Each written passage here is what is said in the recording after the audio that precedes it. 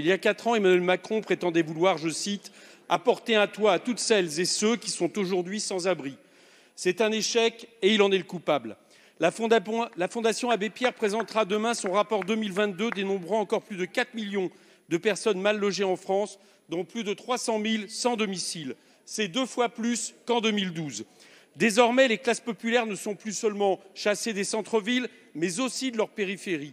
Elles sont contraintes au mal logement, à l'insalubrité, à des temps de trajet toujours plus intenables et parfois n'ont plus de solution du tout. Même problème dans les zones touristiques où l'augmentation des prix due à la spéculation et aux résidences secondaires arrache les logements aux locaux et rendent impossible de vivre et se loger au pays.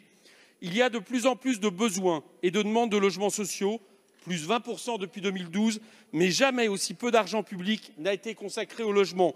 Jamais on n'a construit aussi peu de logements sociaux.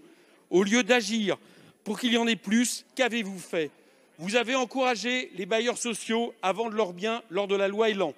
Au lieu de mobiliser les 3,1 millions de logements vacants, qu'avez-vous fait? Rien. Ils n'ont jamais été aussi nombreux. Au lieu d'augmenter les aides au logement, qu'avez-vous fait?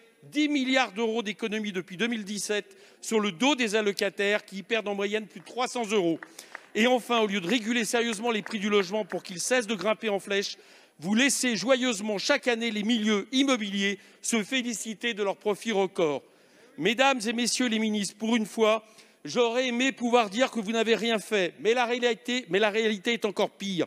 Alors que l'espérance de survie d'une personne à la rue est de tout juste 15 ans, vous êtes responsable de ces 300 000 personnes sans domicile et de 15 millions de personnes touchées par la crise du logement.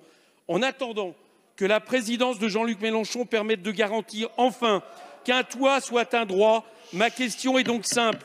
Face aux conséquences de vos choix politiques, n'avez-vous pas honte?